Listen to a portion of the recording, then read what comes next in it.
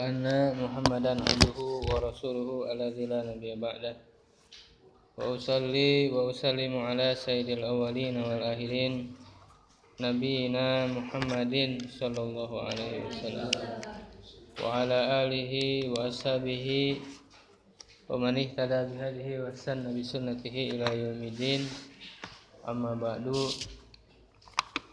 Dengan izin Allah kita bisa bertemu lagi dalam kajian kita untuk sama-sama meningkatkan kualitas diri kita. Tentu yang namanya belajar tidak dibatasi oleh usia ya. Karena belajar itu adalah Rasulullah aja selalu disuruh untuk waqul rabbi zidni ilma ya. Katakanlah wahai Tuhanku, tambahkanlah ilmuku. Jadi tidak ada kata Rasulullah, aku itu disuruh untuk terus menambah kecuali ilmu. Jadi dalam setiap hari itu harus ada tambahan ilmu. Ya. Karena kalau ilmu tidak bertambah, otomatis iman tidak bertambah. Pengamalan tidak bertambah. Ya, dalam arti yang dilihat oleh Allah kan bukan jumlah banyak amalan itu, ya, tapi kualitas. Makanya liyabluwakum ayyukum ahsanu amala, untuk menguji kalian siapa di antara kalian yang ahsanu amala, yang terbaik amalnya. Ya, kata Ibnu Katsir dalam tafsirnya mengatakan tidak dikatakan aksaru amala, paling banyak amalnya, tapi ahsanu amala. Ya, paling bagus amalnya. Nah, paling bagus untuk memperbagus amal itu dengan apa? Dengan ilmu. Tidak dengan yang lain. Ya. Gitu. Apalagi di zaman sekarang yang pengamalan ilmu itu sangat sulit. Kata para ulama ya, bahwa ada satu zaman nanti berilmu itu lebih baik daripada pengamalannya. Ya, dalam arti orang belajar berilmu juga tetap dia harus berusaha untuk mengamalkan. Tapi dalam masalah pengamalan itu kan tetap masa ta'tub. Ya kan? Sekemampuan. Nah, kita di zaman ini ya sangat sulit orang mengamalkan ilmu. Bahkan orang yang mengamalkan ilmu itu dicurigai. Ya kan? Orang mengamalkan Quran itu ditangkap. Ya, sekarang kan ada istilah orang yang menghafal Quran ya dikasih hadiah, dikasih piala, dikasih penghargaan gitu. Sudah banyak orang menghafal Quran, tahfidz Quran, lembaga di mana-mana. Ya, tapi orang yang mengamalkan isi Al-Quran ditangkap. Iya kan? Gitu. Jadi ilmu tetap bertambah. Ya, pengamalan tentu lebih berat. Ya, tapi tetap kita harus berusaha dan sekemampuan kita. Maka jangan sampai ada istilah diajar wae jeung naon teh diamalkeun. Salah pemikiran seperti itu. Justru kita ilmu itu sebagai bekal dulu. Karena kata Ibnu Mas'ud, ya, belajarlah kalian ilmu itu, ya sesungguhnya kamu itu fa innahu la yadri mata yahtaju ilaihi. Ya, karena dia tidak tahu kapan dia akan membutuhkan itu. Kalau udah siap, ketika butuh sudah siap ilmunya gitu. Jangan sampai ketika kita sudah terdesak ya membutuhkan pengetahuan terhadap itu, ya kita belum ada ilmunya. Gitu ya. Kalau udah siap kan kapanpun ilmu itu dibutuhkan, dia sudah ada di dalam diri kita. Ya, makanya ilmu itu kan fisudur bukan fisutur. Ya, ilmu fisudur la fisutur. Itu kata para ulama, bukan kata saya. Ya kan? Itu kata para ulama. Itu misalnya kisahnya Imam Ghazali ya, ketika beliau itu sudah banyak nyatet tulisan, nyatet buku. Imam Ghazali itu suatu saat ketika di perjalanan ya, itu ada yang mencuri, ada yang membegal. Ya, qutta uttarik. ya, pembegal di jalanan. Diambil semua hartanya, semua buku-buku yang dia bawa, yang dia tulis, ya hasil belajar dia, ya.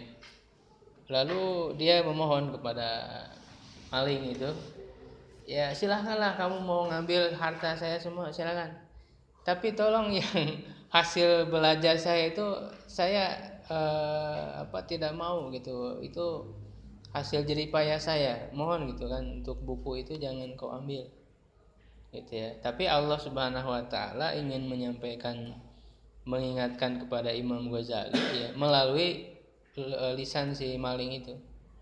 Ya, si maling itu mengatakan, ya, bagaimana kamu disebut orang berilmu, ya, sedangkan ilmu kamu hanya di buku, ya, tidak ada di dalam dada kamu, ya, gitu. Nah, dari situlah Imam Ghazali mulai dia berpikir, ya, mulai kembali menghafal semua yang dia pelajari, dihafalin, ya, karena ilmu itu di dalam dada, ya, bukan hanya apa yang ada di dalam tulisan,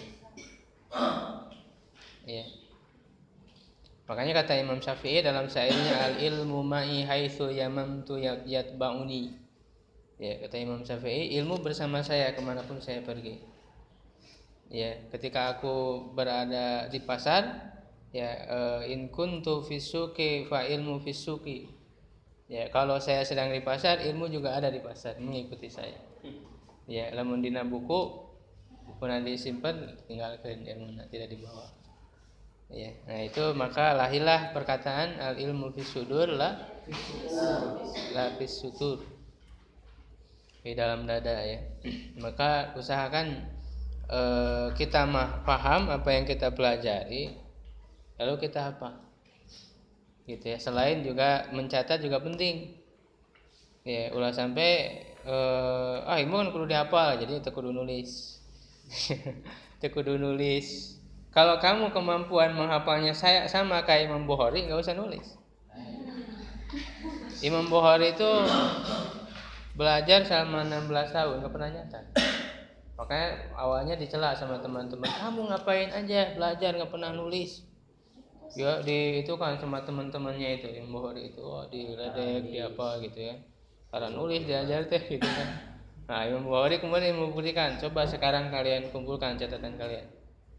Ya, dikumpulkan, lihat Imam Syafi'i Imam Bukhari dia kemudian menyampaikan hadis semua yang ditulis, yang dipelajari dalam majelis itu, ya dibaca semua, ya, dan tidak ada yang salah.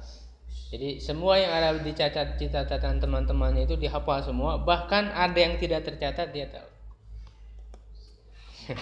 Itu Imam Bukhari. Makanya Imam Bukhari itu hafal 200.000 hadis.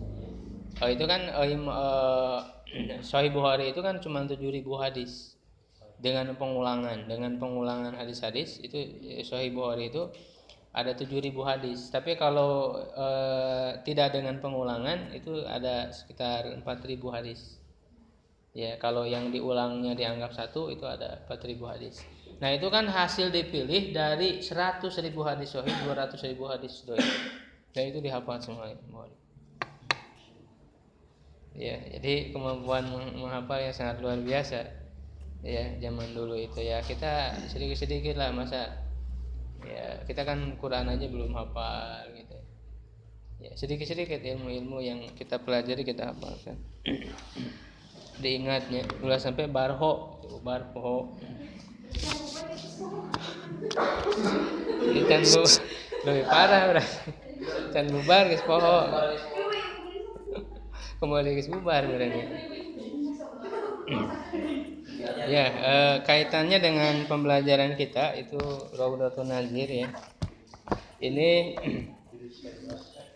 adalah buku atau kitab yang mempelajari tentang usul fikih.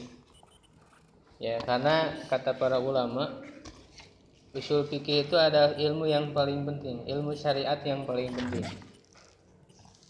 Kenapa? Karena ilmu usul fikih ini bagaikan alat, ya, untuk apa?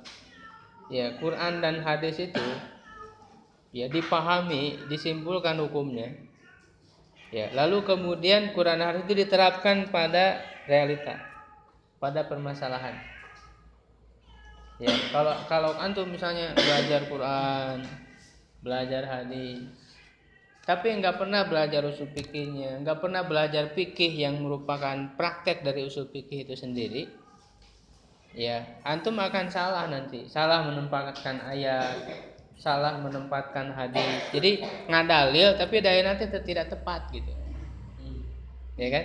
Ngadalil, kamu kan pernah nggak lihat orang yang jago dalil, tapi yang dia dalilkan itu nggak tepat dengan permasalahan yang sedang dia bicarakan, tidak tepat dalilnya gitu. Kan banyak sekarang orang yang berdalil tapi salah dalam menempatkan dalil.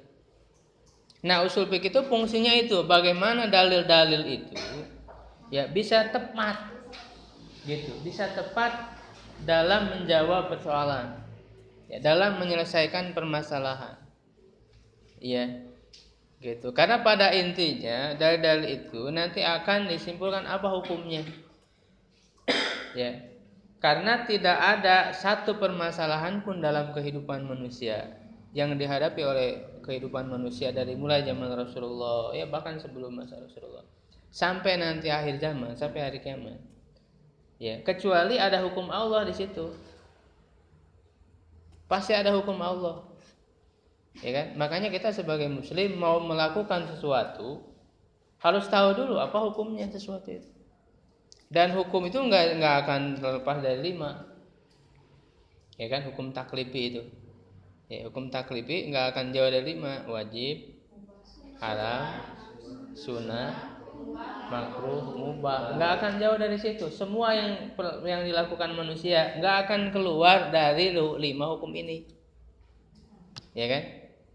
Gitu. Dan setiap sesuatu itu pasti ada hukum Allah. Nah, bagaimana cara Quran dan hadis itu kemudian memberikan hukum pada permasalahan-permasalahan itu, apalagi permasalahan-permasalahan baru yang belum ada di zaman Rasul. Itulah fungsinya usul fikih, ya kan? Itu menerapkan Quran hadis pada permasalahan yang baru. Ya. Nanti kita belajar ada permasalahan dan dalam realita kita jawab pakai dalil, pakai Quran hadis. Tapi dalil dan Quran hadis itu enggak tapi diramu dulu melalui ilmu usul fikih. Nah, lalu ada ilmu mantik dulu di sini di kitab ini sebagai mukadimah. Ilmu mantik dalam ini usul fikih Rodotul Nadir yang ditulis oleh siapa? Masih ingat penulisnya? Ya, lihat catatan lagi kan? Ya, berarti ilmunya masih di buku. Ini aja yang terkenalnya. Terkenalnya dengan apa? Ibnu Qudamah Al-Maqdisi. Ya, tapi supaya tidak ketukar dengan keponakannya, ada keponakannya Abdurrahman Ibnu Qudamah Al-Maqdisi juga. Ya, tapi ini Muwafaquddin bedanya dengan yang Ibnu Qudamah yang satunya lagi, ini namanya Muwafaquddin. Ya kan? Muwafaquddin Ibnu Qudamah Al-Maqdisi ulama besar. Ya, ulama yang kitab-kitabnya jadi rujukan dalam fikih, ya. Beliau punya dalam fikih itu beliau menulis kitab bertahap. Untuk pemula ada namanya Umdatul Fiqhi, ya, atau Zadul Mustaqni, Zadul Mustaqni, ya, matan-matan yang ringkas. Ya, nanti naik lagi ke Al-Muqni. Nanti naik lagi ke Al-Mughni, itu udah besar. Kitab fikih mazhab Hanbali. Ya, itu besar. Jadi kitab-kitab beliau banyak dijadikan rujukannya, termasuk Rawdatul Nazir ini sebenarnya juga ringkasan dari kitab apa? Mustasfa. Ini kan ya Pak Hili jeung Mustasfa. Ini pakai short. Mustasfa. Pilihan, artinya istofa. Ya, Mustasfa itu hasil pilihan. Yang ditulis oleh siapa Mustasfa itu? Imam Ghazali. Tadi yang sedang dibicarakan tadi. Imam Ghazali. Imam Ghazali itu gelarnya apa? Hujatul Islam. Kenapa dia disebut Hujatul Islam? Hujah itu apa? Jadi top lah. Hujah itu apa? Kan di ilmu mantik kita pelajari hujah. Dalil. Hujah itu argumentasi yang kuat. Hujah. Nah, jadi Imam Ghazali itu digelari Hujatul Islam karena dia punya argumen pembelaan terhadap Islam dengan argumen-argumen yang kuat. Dia menguasai ilmu mantik, mempelajari filsafat. Makanya ada kitab Maqasidul Falasifah itu karya Imam Ghazali. Tapi setelah beliau banyak mempelajari filsafat, banyak kerancuan-kerancuannya, akhirnya beliau mulai menjauhi filsafat. Maka ditulislah kitab Tahaffutul Falasifah, kesalahan filsafat oleh Imam Ghazali. Jadi dia sangat menguasai ilmu-ilmu masalah logika, sehingga dia banyak membela Islam melalui hujah-hujahnya, melalui argumen-argumennya. Itu Imam Ghazali sangat luas sekali ilmu beliau ya. Dalam usul fikih beliau menulis Mustasfa. Mustasfa itu sangat bagus, bahkan sebagai salah satu kitab yang paling inti rujukan dalam ilmu usul fikih. Ya, karena memang itu mendekati akhir hayat beliau menulis Mustasfa itu. Ya, karena sebelumnya di awal-awal beliau menulis juga usul fikih namanya Al-Manhul ya, ada Al-Manhul. Ya, setelah itu tidak terlalu sistematis, lalu kemudian beliau sudah banyak berpengalaman ya, berbaur dengan ilmu-ilmu fikih. Jadi beliau banyak praktekkan itu usul fikihnya itu ya dalam kitab-kitab fikih beliau ahli fikih juga mazhab Syafi'i. Ya, Imam Ghazali itu mazhab Syafi'i. Nah, setelah udah matang nih usul fikih matang, ilmu fikih matang, ya baru menulis ilmu usul fikih Mustasfa. Nah, jadi benar-benar udah matang ini ilmu Mustasfa ini. Ya, nah diringkaslah oleh Ibnu Qudamah, walaupun bukan ringkasan secara apa adanya, tapi banyak beliau merubah-rubah ya sesuai dengan pemahaman Ibnu Qudamah. Kan ada ya perbedaan-perbedaan, ada tentu dengan Mustasfa aslinya. Nah, Imam Ghazali itu membuat mukadimah di usul fikihnya, ya, mukadimahnya ilmu mantik. Kenapa dikasih mukadimah? Makanya disebut al-mukadimah al-mantikiyah ya. Kenapa ada mukadimah ilmu mantik dulu? Ya karena ilmu mantik itu kan ilmu apa?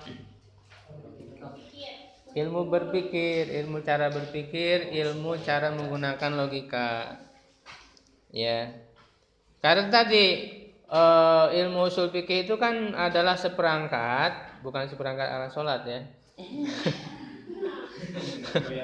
Adalah seperangkat untuk memahami dalil-dalil, lalu menerapkannya pada realita tadi itu kan ilmu usul fikih itu. Nah, untuk memahami itu semua, pertama kali kita harus memahami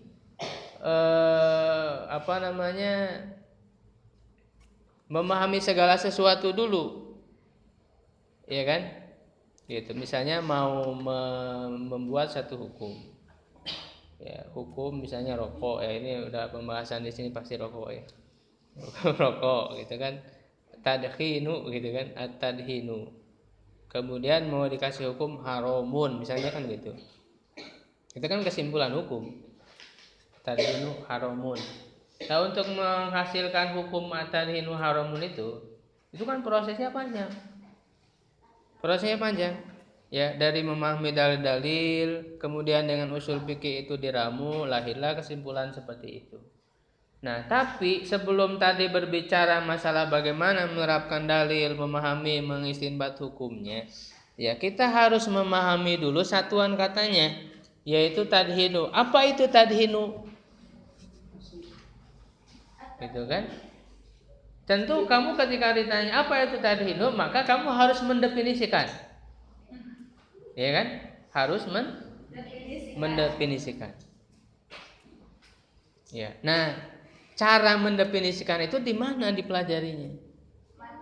Di ilmu mantik. Jadi ilmu mantik itu adalah yang paling intinya sebenarnya dua dalam ilmu mantik itu. Satu, membuat definisi, ya. Yang kedua, membuat argumentasi, hujah. Cuma dua itu aja inti dari ilmu mantik itu, ya, gitu. Nanti kamu mau berbicara masalah apa saja, pasti yang pertama kamu harus ketahui ada definisi dari sesuatu itu. Gak mungkin kamu bicara panjang lebar, udah kemana-mana, tapi definisi tentang hal itu kamu belum jelas, ya kan? Belum bisa mendefinisikan rokok itu apa, bisa disebut merokok itu, ya. Disebut pacaran itu apa definisinya, belum jelas, ya. Nah, cara mendefinisikan itu di ilmu mantik dipelajari. Ya, lalu kemudian berhujah, ya. Dengan hujah itu melahirkan kesimpulan, ya, atadhinu haramun, ya kan? Itu satu kesimpulan, satu natijah disebutnya. Nah, untuk sampai kepada natijah itu harus ada argumennya dulu sebelumnya. Nah, argumen yang menjadi awal sebelum sampai kepada natijah itu ada muqaddimahnya dulu. Ya, nanti ada disebut muqaddimah sugro, ya, ada muqaddimah kubro. Itu muqaddimah sebelum sampai kepada tarinu haramun itu ada muqaddimahnya dulu. Ya. Gitu. Misalnya disimpulkan bahwa Sandi akan mati, misalnya gitu. Sandi akan mati. Itu kan kesimpulan. Ada muqaddimahnya dulu. Muqaddimahnya apa? Manusia, semua manusia akan mati. Itu muqaddimah kubronya. Ya, jadi setiap manusia akan mati. Sandi adalah manusia. Maka disimpulkan Sandi akan mati. Jadi natijah, itu kan natijah. Itu kan satu kesimpulan. Nah, untuk menyampaikan kepada kesimpulan itu harus ada muqaddimah dulu. Ya, nah itu dipelajari dalam ilmu mantik. Ya, itu sebagai gambaran nih, terutama yang baru belajar, baru ikut, ya, supaya tahu gambaran bahwa seperti itu. Ilmu mantik itu adalah mempelajari cara-cara, kaidah-kaidah berpikir yang benar, ya, supaya berpikirnya itu terjaga dari kesalahan. Itu ilmu mantik itu, bagaimana cara berpikir yang benar. Karena apalagi zaman sekarang orang sudah banyak kehilangan akal sehat. Ya, tidak lagi menggunakan akal yang benar, akal yang sehat. Ya, ada orang yang maling dituduh maling ampli masjid di Bekasi, ya.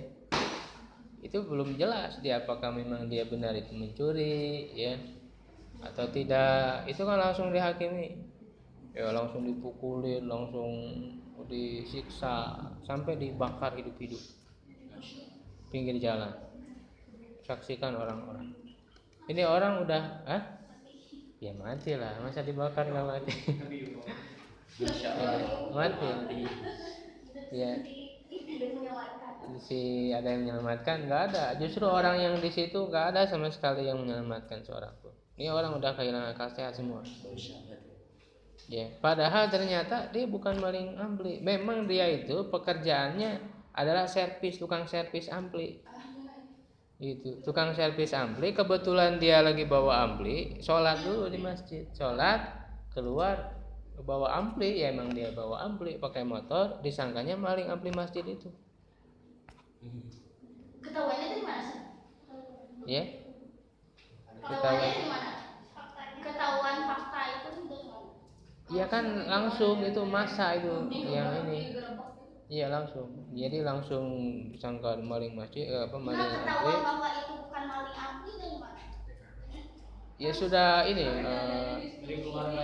keterangan, ada keterangan dari keluarganya, dari orang-orang terdekatnya, ya, dan sebagainya. Karena tadi itu dia diketahui profesinya memang seperti itu, terus juga orang-orang yang mengenal DKM masjid yang mengatakan bahwa justru dia itu DKM masjid yang di situ juga nggak kehilangan, amplinya ada di dalam ampli masjid. Gitu. Ampli yang di masjid itu ada. Ya.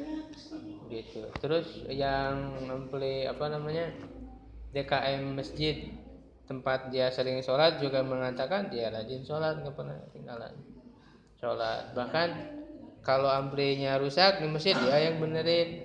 Bahkan dia juga yang suka ngasih mic masjid. Gitu. Istrinya juga berjilbab sebagainya. Ya.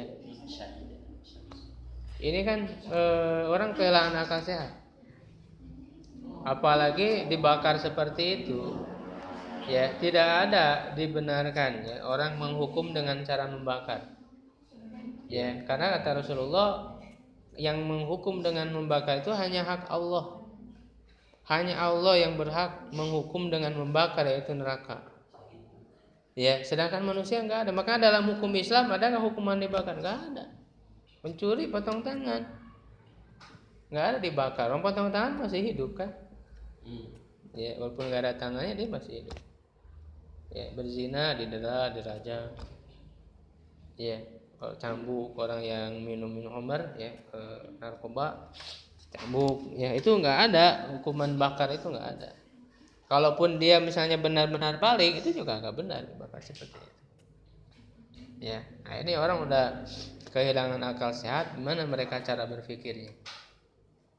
Ya, ada lagi yang ahli IT dibacok ya oleh 5 orang preman. Ya kayaknya pembunuh bayaran. Ya, dibacok di jalan tol dini hari. Herman Syahid, pakar IT dari ITB, karena memang dia sebagai saksi ahli dari Habib Rizik gitu ya. Tapi yang dimintai keterangan itu justru pelaku, bukan korban. Ya kan aneh. Ya kan? Yang namanya pelaku kalau dia terserah dia ngomong apa aja. Ya, dia bisa beralasan dan sebagainya. Harusnya kan dari korban keterangan itu. Ya, bagaimana kejadiannya. Harusnya bahkan saksi istrinya sendiri. Istri Herman Syah itu saksi sebagai dia sendiri yang mendampingi, yang tahu jelas bagaimana kejadiannya, tapi justru ditutup-tutupi keterangan dari istrinya. Ya kan? Nah, ini orang zaman sekarang udah banyak kehilangan akal sehat. Ya, makanya belajar ilmu mantik adalah untuk supaya akal kita sehat. Ya, cara berpikir kita sehat. Ya, jangan sampai seperti orang-orang sekarang. Ya, yang benar disalahkan, yang salah dibenarkan, yang jujur dianggap khianat, ya, yang khianat dianggap jujur amanah. Ya, gitu. Itu banyak faktor sih, ya. Faktor utamanya karena memang tergiur oleh duniawi, harta benda duniawi. Bayaran itu orang bayaran semua, termasuk polisi-polisinya juga udah banyak yang tidak benar lah. Ya, mudah-mudahan terhindar dari kondisi zaman. Nah, oleh karena itu mari kita pelajari ya. Nah, ini mukadimah. Nah, sebagaimana yang saya sebutkan bahwa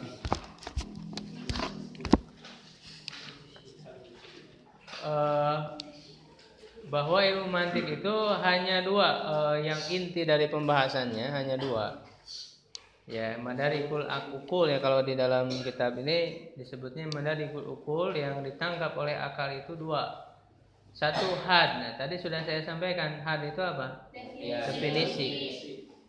Yang kedua burhan. Burhan itu argumentasi.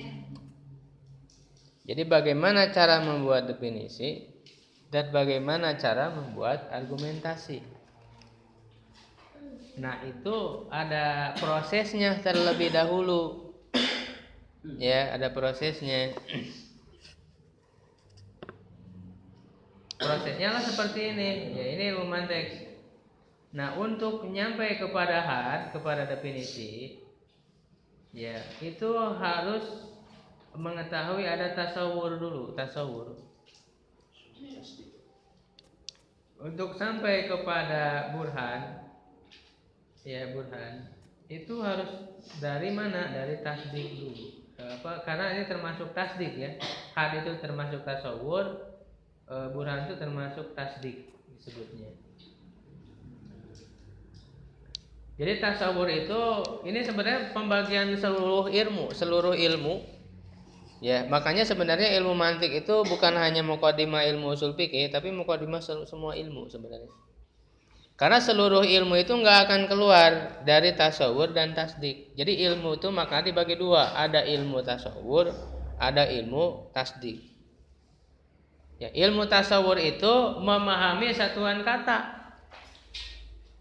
Ya, sedangkan tasdik itu memahami kaitan antara satu kata dengan kata yang lain.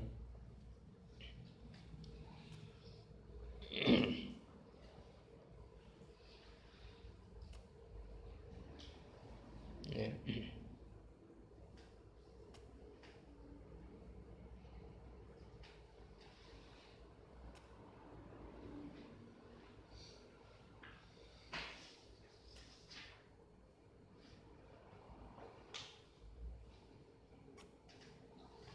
Misalnya contoh yang ada di sini dikatakan al-alamu hadisun, ya kan?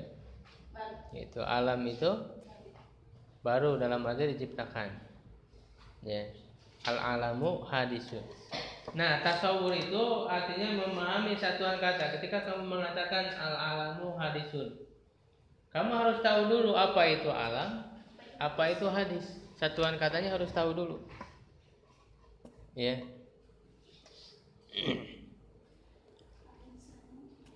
Nah, kalau sudah tahu tasawurnya, satuan katanya, baru kamu akan tahu bahwa al-alamu itu hadis, gitu. Ya kan? Seperti tadi, al-khamru haramun. Khamr itu haram. Kamu harus tahu dulu apa itu khamr, apa itu haram. Ini disebutnya tasawur. Kamu tahu apa itu khamr, itu tasawur. Memahami satuan kata. Apa itu haram? Itu adalah tasawur. Nah, lalu kamu mengetahui al-khamru haramun, itu dua kata, ya, bahwa khamr itu diberi hukum haram. Nah, itu masuknya tasdik. Dua kata itu masuknya tasdik. Al-khamru haramun, itu disebutnya tasdik. Ya.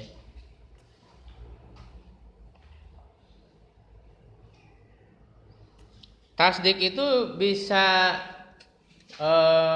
positif, bisa negatif. Ya, bisa ijabi atau salbi. Ijabi positif, ya, salbi negatif. Ya, dalam arti kalau positif al-khamru haramun. Khamr haram. Kalau negatif al-khamru laisa bihalalin. Ya, itu salbi negatif. Pakai ada kata tidaknya.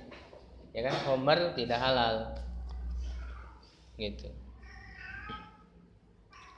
Ya, nah untuk sampai kepada had ini maqasid. Maqasid itu tujuan, mabadi permulaan. Jadi untuk sampai kepada had, kepada definisi, ya, yaitu tujuan maqasid, harus diketahui dulu mabadinya, permulaannya. Nah, permulaannya itu ada yang disebut al-kulliyatul khamsu, lafadz kulli yang 5. Ya, lafadz kulli yang 5, yaitu jinsun, naumun, faslun, ardun am dan ardun khos. Ya, jinsun itu jenis, naun itu macam, faslun itu pemisah atau pembeda. Ardun am sifat yang khusus, yang umum. Sifat itu Ya. yang umum dan Khos. sifat itu yang khusus. Sifat itu yang khusus.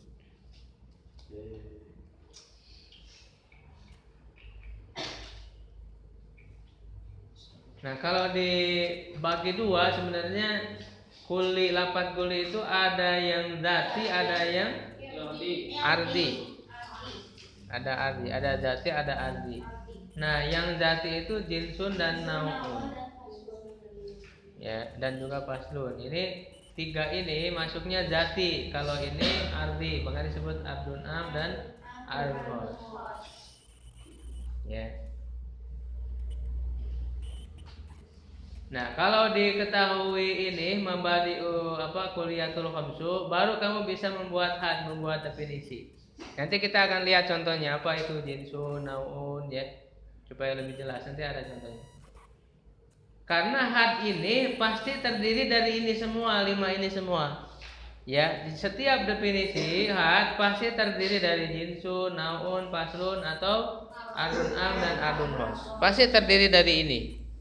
Ya, makanya untuk membuat ini harus tahu dulu ininya. Kemudian tasdik mabadinya qodiyah. Qodiyah itu kalau dalam ilmu nahu disebutnya khobar. Al ilmu nafiun. Nafiun apa? Khobar kan? Nah, kalau dalam ilmu mantik disebutnya qodiyah. Ya, qodiyah. Nah, qodiyah ini nanti akan disusun ya, antara khobar akan disusun ya, atau kalimat yang berisi mubtada khobar yang disebut qodiyah akan disusun, maka akan menjadi istidlal atau hujah. Ya, maka disinilah argumentasi, dibuatnya argumentasi itu terdiri dari qodiyah. Ya, terdiri dari qodiyah. Tapi nanti sebenarnya argumentasi itu ada banyak macam. Nah, ini ada macamnya. Ya, ada hitobah, ada syi'run, ada jadalun, ada sabsatoh, ada burhan. Ya, tapi argumentasi yang dianggap, yang dijadikan sebagai rujukan ya, argumentasi yang kuat itu hanya al-burhan saja, yang lainnya enggak kuat. Argumentasi yang lainnya itu hanya beralasan saja. Ya, hanya beralasan saja. Seperti kamu misalnya ngasih alasan ke anak kecil, ya, misalnya kamu suka ngawo bodoh kan ke anak kecil? Ya, ngawo bodoh. Misalnya kumaha? Malok. Misalnya ya tukang dagang gitu, si anaknya meser gitu. Lalu kata ibunya, jangan naon teh? Biasanya kamu beralasan apa? Ya, misalnya bahaya. Misalnya makanan basi atau naon gitu kan? Ya, atau kosong atau seep gitu kan? Seep. Gitu. Jadi kamu mempunyai alasan, berbagai alasan untuk supaya anak itu tidak membeli. Nah, itu argumentasi seperti itu nggak kuat. Ya, itu disebutnya apa ya? Sabsato ya kalau nggak salah, seperti itu. Iya. Jadi hanya untuk ngawo bodoh unggul gitu. Argumentasi seperti itu. Ya. Nah, jadi burhan itu kenapa disebut argumentasi yang kuat? Karena dia terdiri dari mukadimah yang kuat. Ya, jadi mukadimah itu nanti terdiri dari qodiyah. Satu mukadimah minimal dari 2 qodiyah. Ya kan? Dari 2 qodiyah. Nah, kemudian lahirlah natijah, kesimpulan dari 2 mukadimah kubro. Jadi dari 2 mukadimah lalu lahirlah natijah. Ya, seperti itu ringkasan dari ilmu mantik itu cuma segitu sebenarnya. Ya, nanti di bawah itu rincian-rinciannya, pembahasannya berikutnya. Makanya sebenarnya di dalam kitab ini tidak banyak dibahas masalah terakhir sampai mana kita?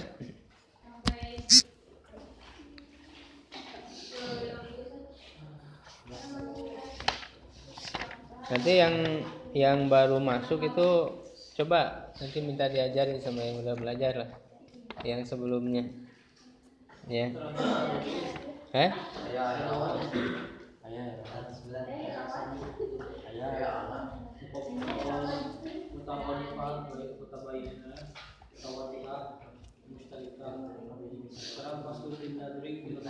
Oh, firman ya. Oke, kita lihat contoh dulu bentar yang berikutnya. Jadi sekilas saja lah biar ini.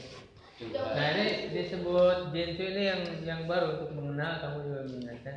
Tadi kan ada yang disebut jinsun ya. Jinsun, naun ya. Nah, misalnya hayawan. Hayawan itu hewan. Hayawan itu jismun hasas ya, disebut hayawan. Hewan itu adalah jismun, jasad ya, hasas yang memiliki perasaan, yang merasa. Makanya hewan itu, manusia juga termasuk hewan ya, karena jasad yang merasa ya. Maka hayawan itu ada insan, ada asadun, ada koilu dan sebagainya. Nah, hayawan ini disebut jinsun, jenisnya. Sedangkan insan nau, macam. Ya, jadi kalau jenis itu mencakup macam-macam yang lain, misalnya manusia, singa dan sebagainya. Ini macam-macam. Nah, sedangkan nanti manusia itu ada Muhammad, ada Umar, ada Ali. Ini disebutnya afrod, individu-individu. Ya, yang sudah khusus, yang disebut Umar ya Umar aja, nggak ada yang lain. Orang itu namanya Umar, orang itu namanya Muhammad. Nah, sedangkan manusia kan masih banyak, mencakup, pokoknya yang disebut manusia masuk ke dalam manusia itu. Ya, gitu. Jadi jenisnya hewan, ya, gitu. Nanti kalau ditarik ke atas lagi nami kan, yang tumbuh ya jismun, ini jismun itu jasad. Jadi jismun itu ada yang tumbuh, ada yang tidak tumbuh. Yang tidak tumbuh apa misalnya? Berarti kan nggak tumbuh. Kalau yang tumbuh itu ada dua, ada hewan tadi, jasad yang merasa, ada yang bukan hewan. Bukan hewan apa? Tumbuhan kan tumbuh. Cuman bukan hewan ya itu. Hewanan. Nah, cara membuat definisi yaitu harus ada jinsun misal kamu mau mendefinisikan insan, apa itu insan? Ini kan naunya. Nah, cara mendefinisikannya sebutkan jenisnya. Jadi manusia itu jenis apa? Hewan. Jenis hewan. Nah, satu sebutkan jenis, dua sebutkan faslunnya. Faslun itu pembeda dari yang lain. Ya, nah pembeda manusia daripada jenis hewan yang lain adalah natik, faslunnya natik. Ya, natik itu artinya berpikir. Maka mendefinisikan manusia al-insan itu hayawanun natik, hewan yang berpikir, itu manusia definisi. Ya, jadi hanya dua sebenarnya, sebutkan jenisnya, sebutkan faslunnya, udah beres, jadi definisi. Gitu. Misalnya Homar itu kan Homar ya.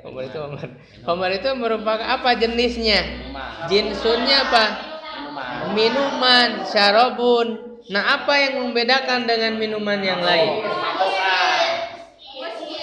Itu paslunnya muskir, memabukkan. Jadi kamu mendefinisikan homru, al-homru itu syarabun muskir, minuman yang memabukkan, gitu. Ya, kamu mau definisikan apa aja bisa. Ya, jadi sebutkan jinsunnya, sebutkan paslunnya, beres. Rokok masak. Rokok, nah, tinggal kamu harus meneliti jenisnya, jenis apa rokok itu termasuk jenis apa? Jenis minuman, jenis makanan, atau jenis apa? Ya. Bener pada minuman teh. Iya. Nah, jadi itu ya. Nah, ini tadi yang pembagiannya. Nantilah kita masuk ke ini bukunya. Faslun fin nadhari fil ma'ani. Ya, suatu pasal dalam melihat ya atau memahami makna-makna.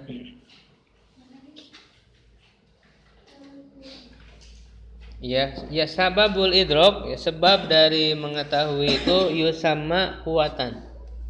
Ya, dinamakan kekuatan.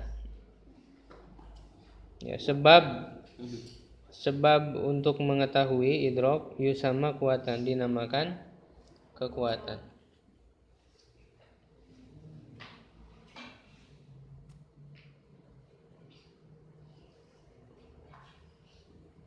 Ya, atau bisa juga disebut potensi ya, kekuatan di sini.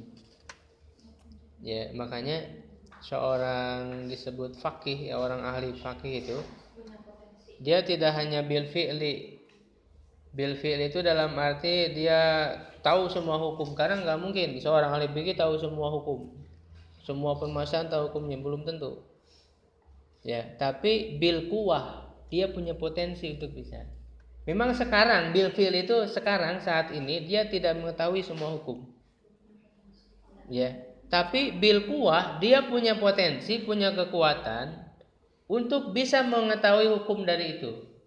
Ya, dengan ilmu yang dia miliki. Jadi melalui penelitian dulu, dia akan meneliti dulu, bisa meneliti, setelah meneliti baru dia ketemu hukumnya. Ya, itulah mengapa Imam Malik misalnya, Imam Malik rahimahullah ketika ditanya tentang ya 40 permasalahan kepada beliau, ya yang bisa dijawab hanya 4. Ya, sedangkan yang lainnya beliau mengatakan la adri. 36-nya la adri semua. Apakah dengan seperti itu Imam Malik dikatakan bukan ahli fikih? Tidak faqih, tidak sebagai mujtahid? Karena tidak mengetahui 36 permasalahan, hukum dari 36 permasalahan dia nggak tahu. Cuma 4 aja yang tahu, 10%-nya berarti. Ya, 10% atau berapa? 4 dari 40, 10%. Ya, kenapa Imam Malik walaupun seperti itu tapi masih disebut sebagai ahli fikih? Ya, memang dia tidak bil fi'li, tadi itu disebutnya. Tidak bil fi'li, dia mengetahui saat itu mengetahui 40 permasalahan. Ya, tak hanya 4 saja yang dia ketahui, tapi bil quwah dia punya potensi untuk bisa memahami itu karena dia tersedia ilmu dalam dirinya, tersedia semua perangkat-perangkat untuk beristihadnya dia punya. Itu yang disebut bil quwah, potensi. Jadi ada potensi dalam diri manusia untuk memahami sesuatu, itu disebutnya quwah. Jadi sababul idrok, sebab orang mengetahui terhadap sesuatu adalah quwah, disebutnya quwah. Quwah di sini potensi.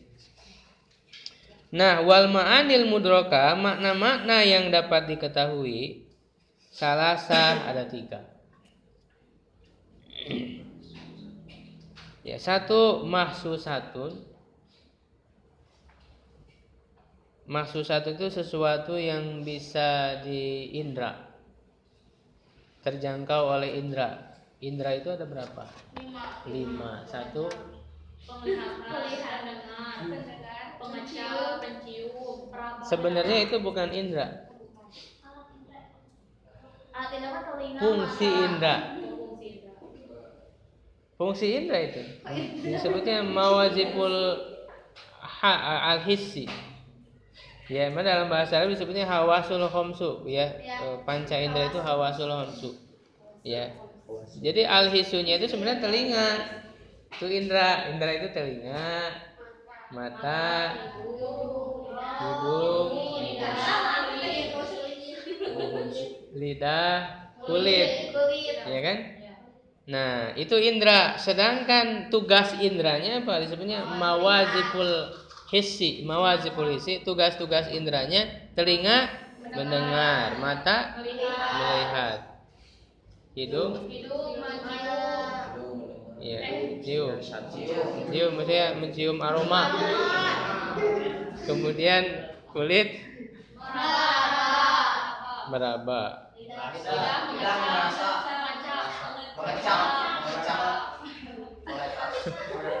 Mengecap rasa. Ya. Nah, jadi yang pertama adalah mengetahui sesuatu yang dijangkau oleh indera, artinya bisa dilihat. Kalau tidak dilihat didengar. Ya, atau bisa diraba. Ya, orang yang buta tuli dia masih bisa meraba, masih bisa mengenali dengan dengan meraba, gitu ya. Itu disebutnya mahsusah. Ya, misalnya laptop ini ada nggak? Ada. Karena apa? Terlihat. Karena terlihat, karena bisa dilihat. Tapi apakah semua yang ada itu harus dilihat? Enggak. Ya.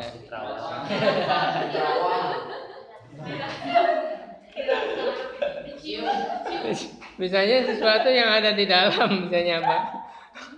Atau kamu punya uang uang maksudnya di saku ya. Uang di saku, kamu nggak kelihatan, nggak kedengaran. Tapi coba ya pegang, rasa kan ayah teraba, ada. Jadi walaupun nggak mesti harus dikeluarin, dilihat baru ada. Dipegang juga ada, berarti ada. Itu berarti diraba. Ya, seperti angin, ada nggak angin? Ada. Bisa terlihat tidak? Enggak. Bisa nggak dengar? Terlihat. Ada suara, kadang-kadang ada suaranya. Terasa. Ya, makanya ini orang-orang liberal, orang-orang ateis, itu mereka gagal dalam memahami ini. Ini sebenarnya kita belajar ilmu harus bisa menjawab orang liberal, orang-orang ateis. Mereka mengatakan begini kepada murid-muridnya. Apakah kalian pernah melihat Tuhan? Tidak. Kata murid-muridnya itu. Apakah kalian pernah mendengar Tuhan? Tidak. Apakah kalian pernah meraba Tuhan? Tidak. Iya kan? Gitu. Maka saya berkesimpulan, kata profesor itu kepada mahasiswanya, bahwa Tuhan itu tidak ada. Gimana menjawabnya? Lalu ada seorang mahasiswa yang ngacung. Ya, kata mahasiswa itu, teman-teman, saya izinkan saya bertanya kepada teman-teman saya. Kata anak itu, ya. Apakah kalian pernah melihat otak profesor? Ya, kata teman-teman saya tidak. Apakah kalian pernah mendengarnya? Tidak. Pernah merabanya? Tidak. Pernah merasa, pernah ngecapnya? Tidak. Gitu. Maka saya berkesimpulan profesor tidak punya otak. Ya, gitu kata. Ya. Jadi tidak segala sesuatu yang ada itu harus bisa dilihat, harus didengar. Ya, Allah Tuhan kita itu tidak bisa melihat. Sampai kapanpun di dunia tidak ada yang bisa melihat, tidak mendengar. Tapi apa? Melalui apa kita mengetahui Allah?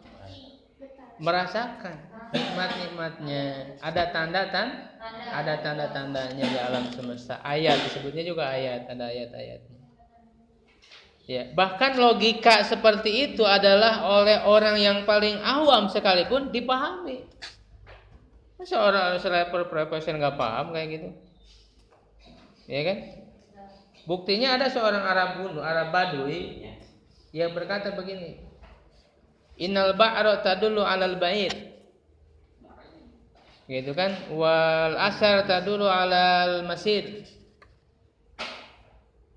Itu orang Arab Badui mengatakan, orang Arab Badui sesungguhnya adanya tai onta menunjukkan ada onta lewat. Walaupun dia nggak lihat onta kan, nggak lihat ontanya, tapi dilihat ada kotorannya. Nah, menunjukkan ada onta di situ lewat. Ada jejak itu tandanya ada orang lewat.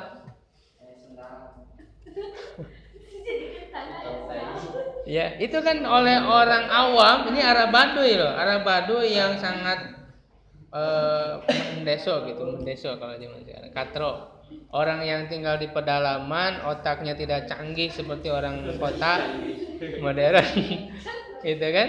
Mereka berpikir sederhana, ya itu bisa dipahami adanya Allah. Lalu kata Arab Badui itu, ini ditulis oleh Ibnu Katsir dalam tafsirnya, kata-kata orang Arab Badui ini, ya.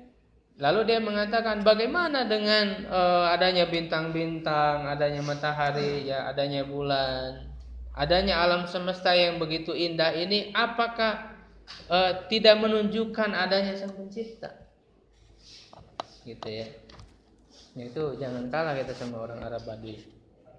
Ya, kalau kamu nanti belajar kuliah, ya belajar ilmu-ilmu logika dan sebagainya, malah tidak paham hal seperti itu aja, bukan maju, mundur. Ya, kamu jadi mundur, ya hidup kamu itu, berpikir kamu jadi mundur, terbelakang. Ya kan? Sekarang kan lihat orang-orang yang kuliah justru melalui sesat pemikirannya. Hal-hal yang sudah jelas saja dia nggak paham. Ya, gitu. Nah, itu diantara ke negatifnya filsafat yang tidak benar. Ya. Jadi itu yang pertama masusah, yang kedua mutakhayilah. Mutakhayilah itu yang dihayalkan, bisa dihayalkan. Wa makulah, dan yang ketiga adalah yang bisa dipikirkan.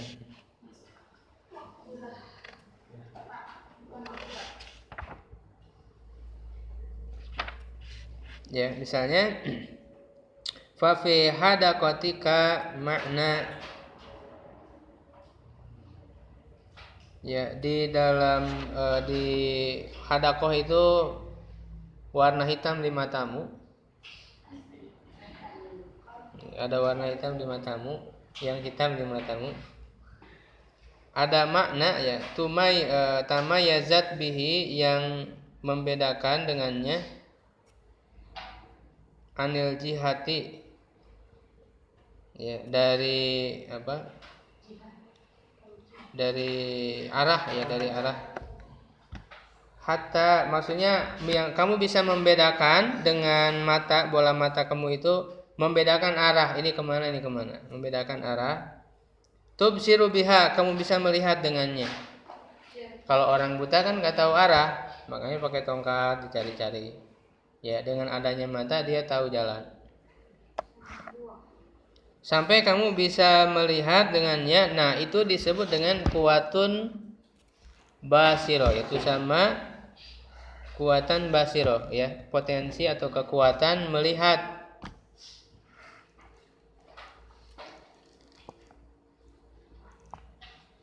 Nah, ini berbicara salah satu dari indera tadi, kan masusah yang bisa diindra. Nah, diberikan contoh satu indera, yaitu indera penglihatan.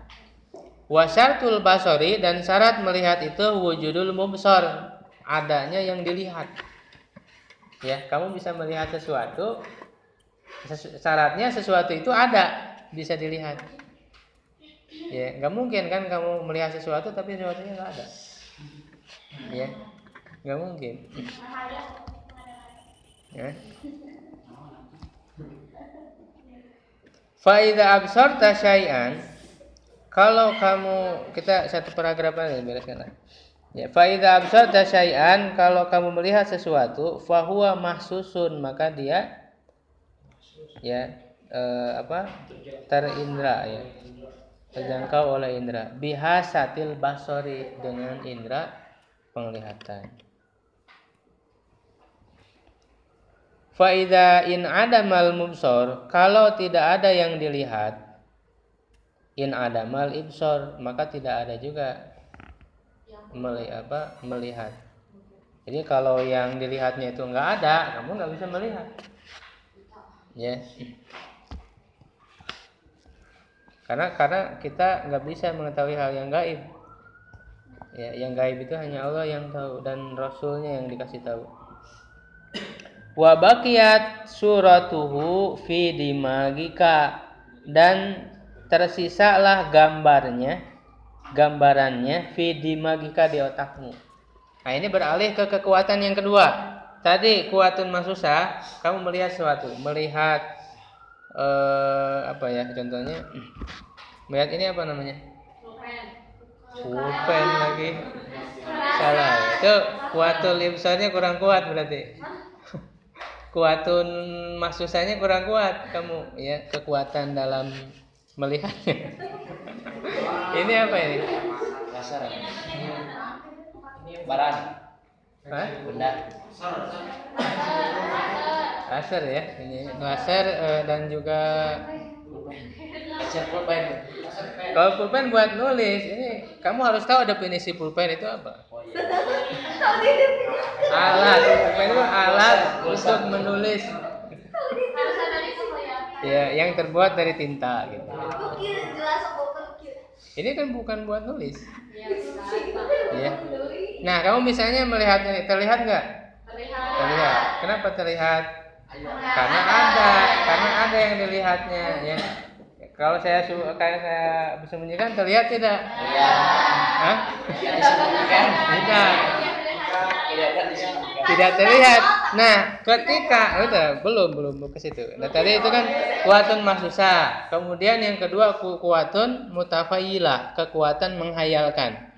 Nah, setelah kamu melihat ini, ya, kemudian kamu tidak melihat lagi disembunyikan, akan tersisa gambarnya di otak kamu. Tersisa enggak gambarnya? Tersisa. Itu namanya kuatun mutafailah, terbayang. Kekuatan dalam membayangkan mutafailah itu. Kebayang bentuknya kan? Kebayang hidung bahan. Itu kuatun mutafailah, tersisa gambarnya di otakmu, ka'annaka tanzur ilaiha, seakan-akan kamu melihat dia. Ya kan? Fayusamma dzalika tahayyulan, itulah yang disebut menghayal. Hayalan itu di situ. Ya, jadi menghayalkan sesuatu itu kamu pernah melihatnya. Ya. Kalau kamu nggak pernah melihatnya, bisa nggak membayangkannya? Nggak bisa. Kamu nggak pernah melihat apa misalnya? Nggak pernah melihat Nabi Muhammad. Ya, nggak pernah melihat Nabi Muhammad. Nggak bisa membayangkannya. Ya, atau yang nggak pernah melihat pesawat misalnya, belum pernah lihat pesawat.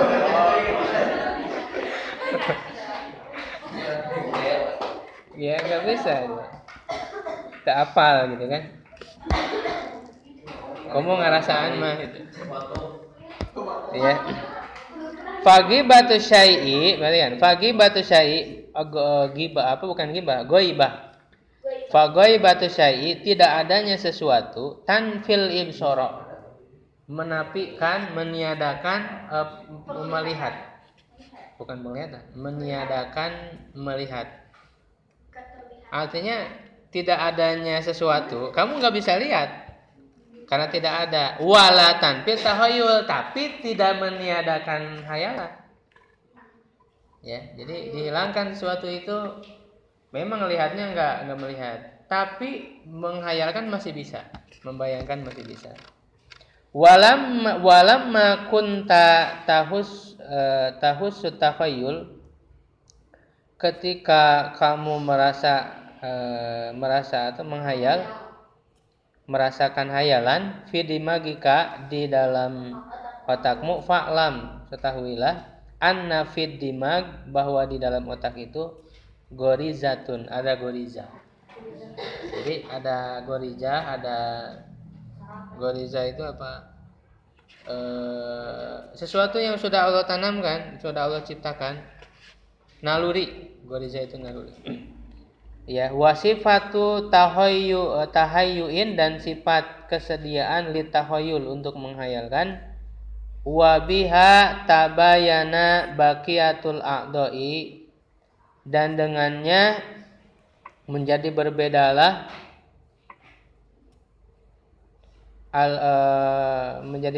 berbeda ya dengan anggota tubuh yang lain.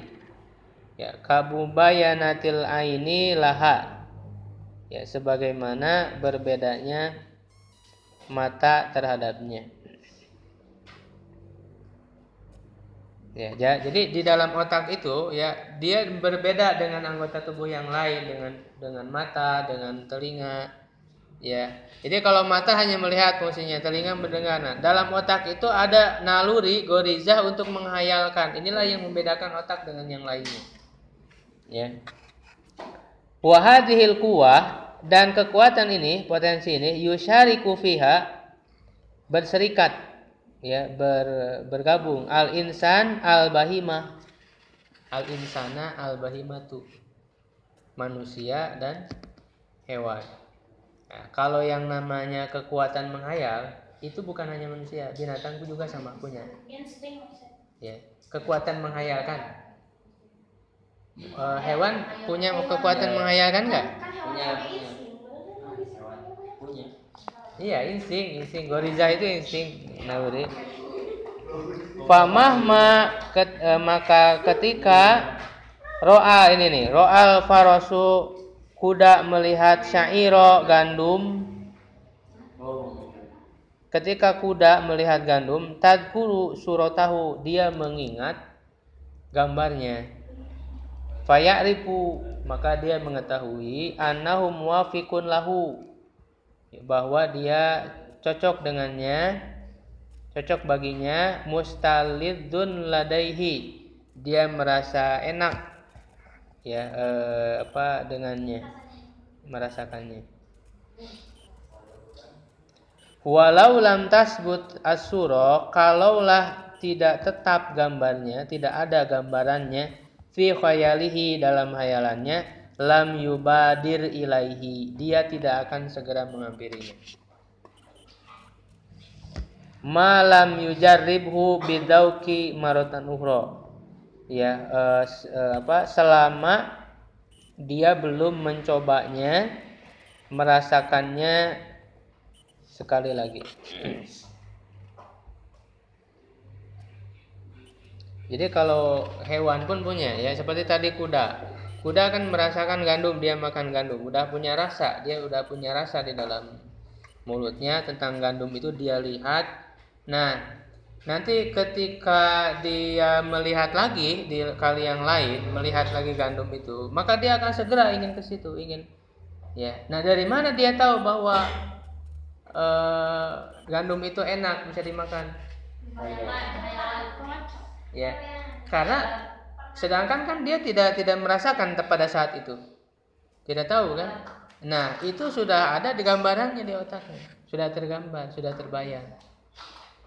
Ya, gitu. Makanya seperti halnya anjing, bahkan ada ahli psikologi barat yang meneliti anjing kan, Ivan Pavlov namanya itu, yang meneliti tentang stimulus dan respon itu anjing dikasih apa? Kasih makanan. Makanan apa? Dikasih bel, terus dikasih makanan, anjingnya itu di kandang. Setiap mendengar itu mereka itu keluar, stimulusnya keluar air liur, keluar air liur.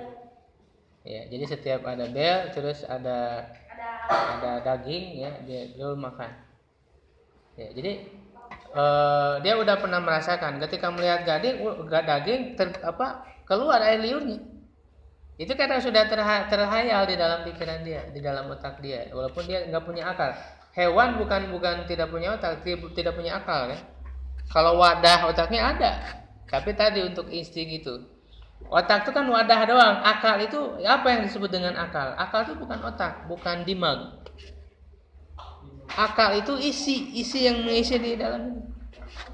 Karena akal itu nggak bisa dilihat. Ya, bukan suatu hal yang fisik akal itu. Nah, inilah summa fika, kemudian padamu kuwatun salisah, ada kekuatan yang ketiga, ya, tubayinul bahimata biha, yang membedakan dengan binatang dengannya, tusamma aklan, dinamakan dengan akal. Nah, baru kalau akal hanya manusia. Ya, yang membedakan dengan tempatnya di mana? Mahaluhal qalbu, tempatnya ada di hati. Ya. Tubayinu kuwata takhayul, yang membedakan dengan kekuatan menghayal, asyadu min mubayanati kuwati takhayuli kuwatal ibsori. Ya, lebih berbeda. Jadi berbedanya itu lebih daripada berbedanya kekuatan menghayal dari kekuatan melihat. Jadi dia punya kelebihan yang sangat luar biasa akal itu dibandingkan kekuatan menghayal dan kekuatan indra, contohnya melihat.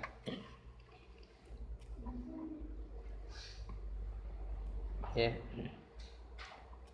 Summa fika, nah ini ada lagi yang keempat sebenarnya. Tadi yang pertama belum disebutkan. Summa fika kuwatun robi'ah, lalu pada dirimu itu ada kekuatan robi'ah, ya, kekuatan yang keempat.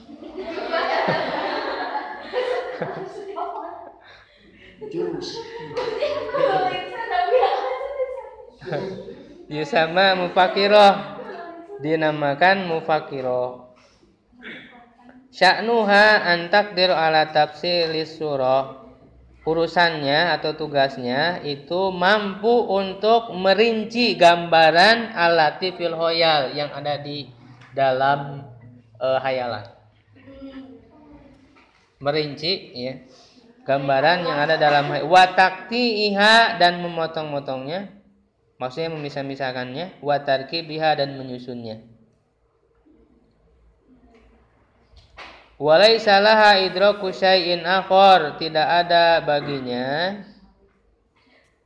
ya mengetahui yang lain atau kekuatan yang lain. Bal idza khatara fil khayal, tetapi apabila tergambar di dalam hayalan suratu insan,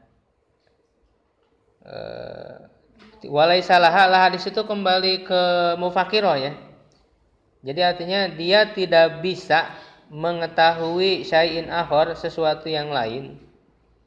Ya, tetapi apabila tergambar di dalam hayalannya gambar manusia, suratu insan, qadaro dia mampu an yaj'alaha nisfaini. Ya, dia menjadikannya dua bagian. Nisfa insan wa nisfa faros. Setengah manusia, setengah kuda. Nah, itu mufakirah itu begitu. Kalau akal, kekuatan akal dia berpikir. Berpikir itu sesuatu yang belum terlihat sekalipun dia memikirkan. Ya. Nah, sedangkan kekuatan mufakirah itu berbeda dengan menghayalkan. Kalau menghayal, kamu pernah melihat manusia, ya, misalnya melihat Andri, pernah melihat Andri. Maka akan tergambar dalam pikiranmu Andri, oh iya kabayang wajahnya. Nah, membayangkannya itu hanya apa adanya saja yang kamu lihat. Itu tahayul.